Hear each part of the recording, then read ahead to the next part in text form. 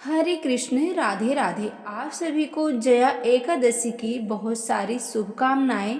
यह एकादशी मनुष्य को हर प्रकार के पाप बंधन से मुक्त करती है और यहाँ तक कि वह उसे प्रेत योनि में जाने से भी बचा लेती है।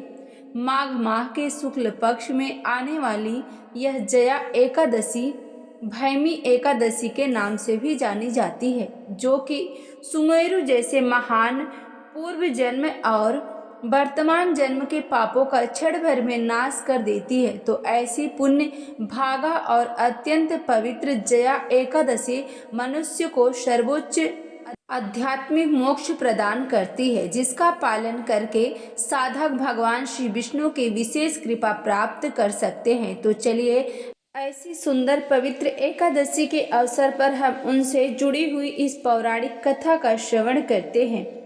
आइए आज की जया एकादशी व्रत कथा प्रारंभ करते हैं। कथा सुनने से पहले कमेंट में राधे राधे जरूर लिखें। भक्तजनों, युधिष्ठिर महाराज ने भगवान श्री कृष्ण से पूछा, हे जगत के नाथ परम पिता, आप पूर्ण पुरुषोत्तम परमेश्वर, आप सभी कारणों के कारण हैं। आपने मुझ पर कृपा करते हुए षठतिला एकादशी के विषय में बताया है। हे दीनानाथ, अब कृपा कर मुझे माघ माह के शुक्ल पक्ष में आने वाली एकादशी के विषय में विस्तार पूर्वक बताएं। इस एकादशी का क्या नाम है और इस व्रत के पालन करने की विधि क्या है? मदन मोहन श्री कृष्ण ने मंद स्थिति में कहते हुए युधिष्ठिर महाराज से कहा, हे राजन, माघ माह के शुक्ल पक्ष में आने वाली एकादशी को भैमी एकादशी या जया एकादशी के नाम से जाना जाता है। यह एकादशी जीवात्मा को जन्म मृत्यु के चक्र से मुक्ति प्रदान करने वाली है। इतना ही नहीं, भूत के शरीर में रहने वाली जीवात्मा को भी इस एकादशी से उच्च गति प्राप्त हो सकती है। हे राजन, अब मैं आपको इस एकादशी के विषय में एक पौराणिक कथा सुनाता हूँ। ध्यान पूर्वक सुनो। भक्तजनों, इस प्रकार कहते हैं, भगवान श्री कृष्ण ने पद्य पुराण में वर्णित यह कथा कहना प्रारंभ किया। अनेक वर्षों पूर्व स्वर्ग लोक में राजा इंद्र राज्य करते थे। उनके लोक में सभी देवतागण प्रसन्न थे। पारिजात फूलों से लदे हुए नंदन वन में देवराज इंद्र सोमरथ का पान कर रहे थे और 50 लाख अप्सराओं द्वारा की गई सेवा का आनंद उठा रहे थे। अप्सराएं देवराज इंद्र को प्रसन्न करने हेतु नृत्य किया करती और पुष्पदंत के नेतृत्व में हजारों गायक सुंदर गीत का प्रस्तुति करते। मुख्य संगीतज्ञ चित्रसेन अपनी पत्नी मालिनी और पुत्र माल्यवान के साथ वहां उपस्थित थे। उस समय पुष्पवती नाम की एक अप्सरा भी वहां उपस्थित थी। पुष्पवती और माल्यवान एक दूसरे के प्रति आकर्षित हो चुके थे। इस कारण देवराज इंद्र के समक्ष उनके नृत्य और संगीत में त्रुटियां आ रही थी। इस बात को देखकर देवराज इंद्र उनकी स्थिति समझ गए और उन्होंने इसे अपना अपमान समझा। क्रोधपूर्ण स्वरों से देवराज इंद्र ने कहा, हे मूर्ख, तुम दोनों मुझे प्रसन्न करने का आडंबर कर रहे हो, लेकिन वास्तव में तुम दोनों की एक दूसरे के प्रति आसक्ति स्पष्ट रूप से दिख रही है। इस भरी सभा में इस प्रकार तुम दोनों ने मेरा अपमान किया है, इसलिए मैं तुम्हें शाप देता हूँ कि तुम दोनों इसी क्षण 50 योनि धारण करके पतिप के रूप में मृत्यु लोक में जाओ और वहां अपने पाप कर्म का फल भुगतो। इंद्रदेव के यह कठोर वचन सुनकर मल्यवान और पुष्पवती अत्यंत लज्जित हो गए और उसी क्षण वे दोनों सुंदर नंदन वन से 50 शरीर प्राप्त करके पृथ्वी लोक में हिमालय के शिखरों पर आ पहुँचे।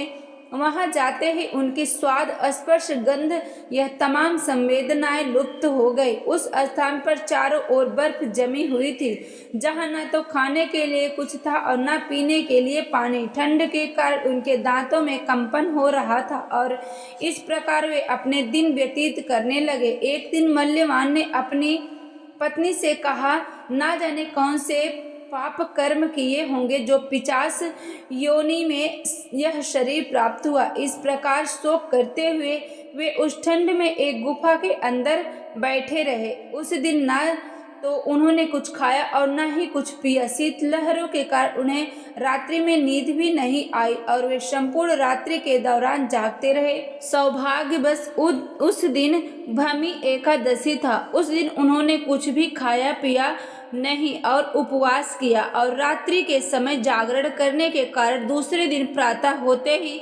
उनके शरीर में एक दिव्य परिवर्तन आ गया। उन्होंने पिशाच का शरीर त्याग करके देवताओं के अपने शरीर को पुनः धारण किया। आकाश से पुष्प वर्षा होने लगी और एक दिव्य विमान उन्हें स्वर्ग ले जाने के लिए वहां आ पहुंचा। स्वर्ग में पहुंचते ही जैसे देवराज इंद्र ने उन्हें देखा तो उन्हें आश्चर्य हुआ और उनसे पूछा, आप दोनों में कौन सा पुण्य कर्म किया जो इतने कम समय में आपको मेरे घोर श्राप से मुक्ति प्राप्त हो गई। इस प्रश्न का उत्तर देते हुए मल्यवान ने कहा, हे राजन, यह केवल परम भगवान श्री कृष्ण की कृपा के कारण है। हमने अनजाने में ही परम भगवान श्री हरि प्रिय की भैमी एकादशी का पालन किया। इस अज्ञात सुकृत के कारण ही हमें अपना दिव्य शरीर पुनः प्राप्त हो गया। यह सुनकर देवराज इंद्र बड़े ही प्रसन्न हुए और उन्होंने कहा, क्योंकि तुम दोनों ने भगवान श्री कृष्ण की भक्तिमय सेवा की है, इसलिए तुम दोनों मेरे लिए भी अब पूजनीय हो गए हैं और मैं भी देख सकता हूँ कि अब तुम संपूर्ण रूप से शुद्ध हो चुके हो। इस प्रकार इंद्र से देव ने उन दोनों को स्वर्गलोक में पुनः प्रस्थान प्रदान किया। इस कथा का समापन करते हुए भगवान श्री कृष्ण ने कहा, हे युधिष्ठिर महाराज, इसलिए प्रत्येक मनुष्य को इस परम कल्याणकारी भैमी एकादशी का निष्ठा और श्रद्धा पूर्वक पालन करना चाहिए। इस दिन किया गया उपवास जीवात्मा को वैकुंठ की प्राप्ति कराता है और जो व्यक्ति भमी एकादशी के दिन इस कथा का श्रवण या पठन भी करते हैं उसे 1000 गुना फल की यज्ञ की प्राप्ति होती है। तो चलिए अब देखते हैं इसका पालन कैसे करें। सबसे पहले एकादशी के दिन के एक दिन पहले दशमी के दिन संध्या के समय अन्य भोजन ग्रहण ना करें। दूसरे दिन प्रातः ब्रह्म मुहूर्त में उठ जाएं और स्नानादि नित्य कर्म से निवृत्त होकर भगवान श्री कृष्ण की मंगला आरती करें। यह आरती आप अपने घर या फिर नज़दीकी मंदिर में जाकर कर सकते हैं। इसके बाद तुलसी देवी को जल अर्पित करें, उनकी 3 बार प्रदक्षिणा करें और उन्हें प्रणाम करें, उन्हें उनके मंत्र का उच्चारण करें। इसके बाद तुलसी देवी के समक्ष आसन पर बैठकर हरे कृष्ण महामंत्र का अधिक से अधिक मात्रा में जाप करें। यह मंत्र आप सभी जानते हैं, हरे कृष्ण कृष्ण कृष्ण हरे हरे, हरे रामा रामा रामा हरे हरे। एकादशी के दिन उपवास आप अपनी शारीरिक क्षमता के अनुसार अलग अलग प्रकार से कर सकते हैं, जैसे कि संपूर्ण निर्जला उपवास जिसमें अन्न या जल नहीं लिया जाता है, या फिर केवल जल के साथ या जल दूध और फल के साथ भी आप इस एकादशी का प्रसाद दूध फल इत्यादि के साथ। लेकिन सबसे महत्वपूर्ण बात यह है कि इस दिन किसी भी प्रकार का अन्न नहीं खाना चाहिए। गेहूं, चावल, दाल, फलियां इत्यादि का भोजन में प्रयोग बिल्कुल भी ना करें। व्यर्थ की चर्चा, निंदा, झूठ इत्यादि से बचे। अधिक से अधिक हरे कृष्ण महामंत्र का जाप करें। दूसरे दिन प्रातःकाल उठकर भगवान की मंगला आरती करें या दर्शन करें और व्रत का पारण करें। इस प्रकार से एकादशी का व्रत संपूर्ण होता है। जो भी भक्तजन इस प्रकार से एकादशी का व्रत करते हैं उनकी सभी मनोकामना पूरी होती है। उनके ऊपर भगवान विष्णु का आशीर्वाद सदैव बना रहता है। तो आप भी इस एकादशी के इस विशेष अवसर पर इस तरह से पालन करें। और जो भी भाई बहन चैनल पे पहली बार आए हैं, चैनल को जरूर सब्सक्राइब करें।